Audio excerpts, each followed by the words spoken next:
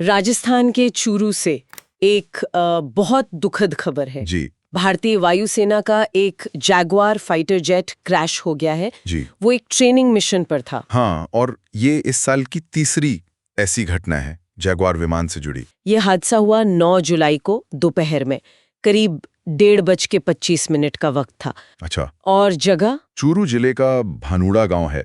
उसके पास ये विमान जमीन पर गिरा। एक रूटीन ट्रेनिंग उड़ान थी। और गिरते ही विमान में आग लग गई। हाँ बिल्कुल, और जैसा आपने कहा, दुखद रूप से दोनों पायलट मौके पर ही शहीद हो गए। अरे, वहां जो गांव वाले थे उन्होंने फौरन अधिकारियों को इत्तला दी। ये अच्छी बात है कि गांव वालों ने तुरंत एक्शन लिया और जमीन पर किसी और को तो नुकसान नहीं हुआ, कोई आम नागरिक।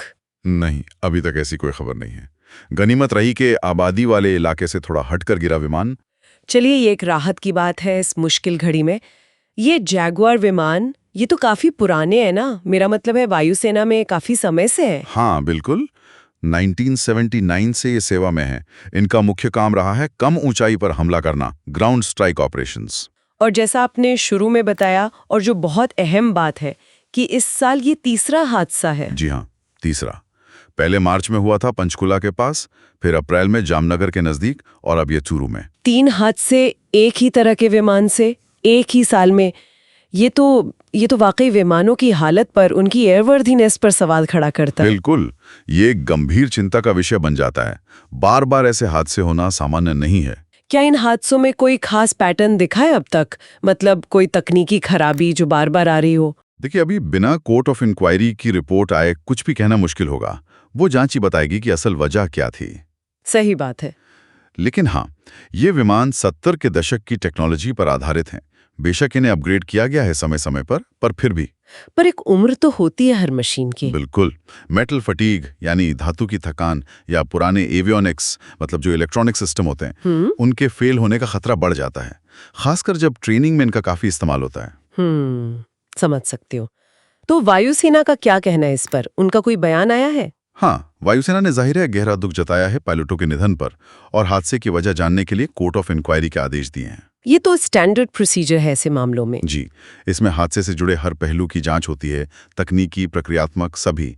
और राजस्थान के मुख्यमंत्री और राज्यपाल ने भी शोक जताया है और जरूरी मदद के निर्देश दिए हैं। ठीक है, तो जांच रिपोर्ट का इंतजार रहेगा। लेकिन जैसा आप कह रहे थे, ये जो बार बार हादसे हो रहे हैं, ये उस बड़े सवाल को फिर से सामने ले आते हैं। वही सबसे बड़ा सवाल, कि क्या ये पुराने विमान अब भी ऑपरेशन के लिए पूरी तरह सुरक्षित हैं? हाँ, ये किसी एक व्यक्ति की गलती है, एक बार की मेंटेनेंस चूक का मामला कम, और शायद पूरे सिस्टम का, मतलब बेड़े के पुराने होने से जुड़ी चिंता ज्यादा लगती है। और इसका सबसे भयानक असर तो पायलटों की सुरक्षा पर पड़ रहा है। उनकी जान जा रही है। निश्चित रूप से।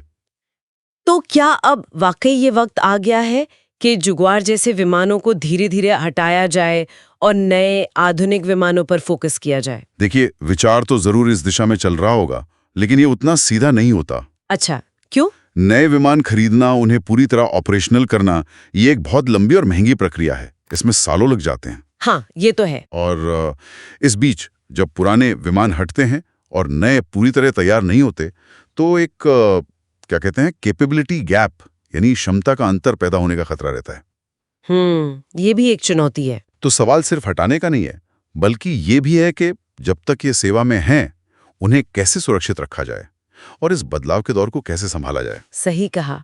तो कुल मिलाकर चूरू में ये एक बेहद दुखद हादसा हुआ, 2 पायलट शहीद हुए, और ये इस साल का तीसरा जैगुआर हादसा है। जी, इसने एक बार फिर इन पुराने होते विमानों की सुरक्षा और वायुसेना के आधुनिकीकरण की जरूरत पर ध्यान खींचा है।